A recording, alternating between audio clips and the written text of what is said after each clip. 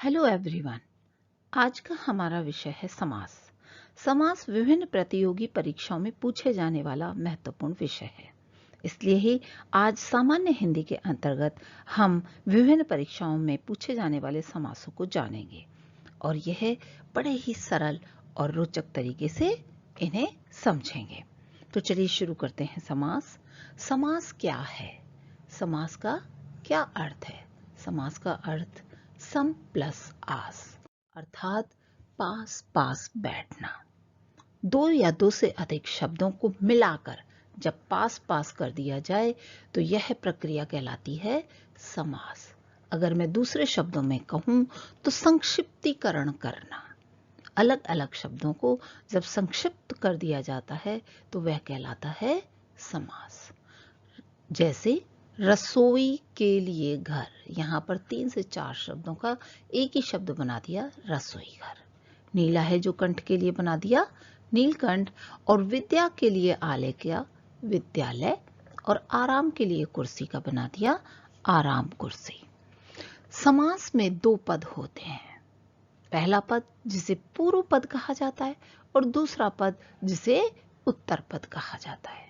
जैसे गंगा जल, गंगा जल में गंगा पूर्व पद है और जल उत्तर पद है। इसी प्रकार समस्त पद और समास विग्रह।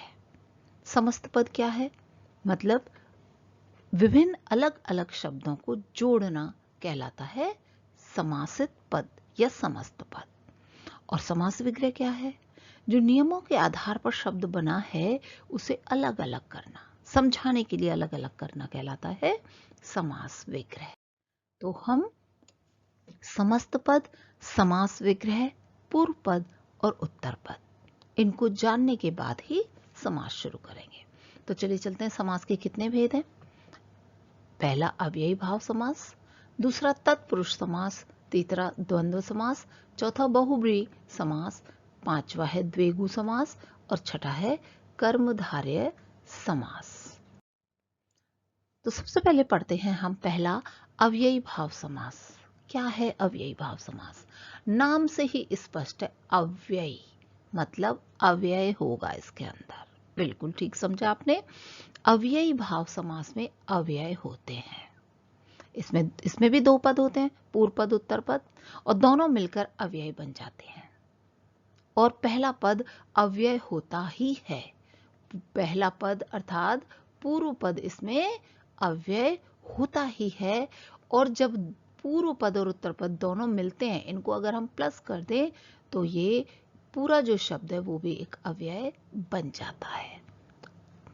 जैसे यथा शक्ति, तो यथा अपने आप में एक अव्यय है और प्लस शक्ति कर दिया जाए तो यथा शक्ति बन जाएगा, जो पूरा शब्द ही अव्यय है।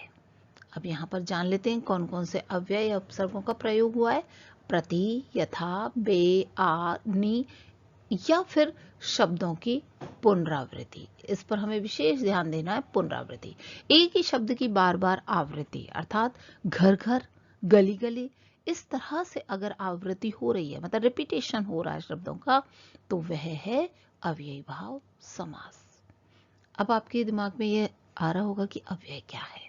अव्यय है जिन शब्दों पर लिंग, कारक, काल का कोई प्रभाव ना पड़े, अर्थात उसका ना तो लिंग ही बदले, ना कोई कारक बदले, ना उसका काल बदले, और वो अपरिवर्तित ही रहे, सेम ही रहे, कोई चेंजेस उसमें ना हो, तो वह कहलाते हैं अव्यय। तो फिर से जान लीजिए कि इसमें पूर्व पद अव्यय, एक बात याद रखने लायक है, हमारा ही पूर्व पद है इसका अव्यय।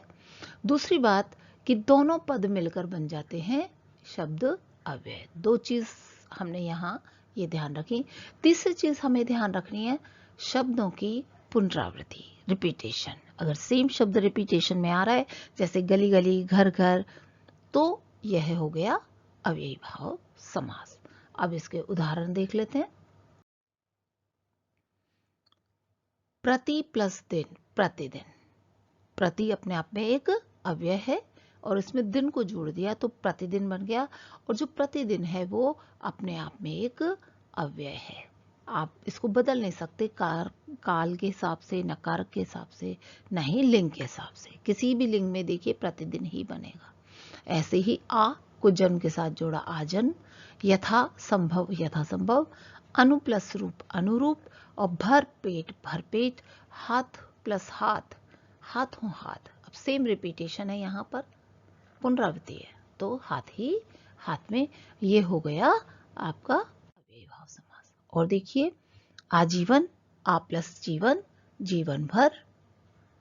अब ये समस्त पद है, इनको तोड़कर देख लीजिए। यथाशक्ति, यथाशक्ति के अनुसार, हर प्लस रोज, है ना। रातों रात मतलब रात ही रात में। बेशक, यथा स्थान, यथा रूप, भर पेट, हाथ, प्रतिदिन, डर, और लगाम। तो यहां से इनका विग्रह हो रहा है और यह कहलाता है अव्ययी भाव समास। तो ये था अव्ययी भाव समास, बड़ा ही सरल। तीन ही चीज आपको याद रखनी है।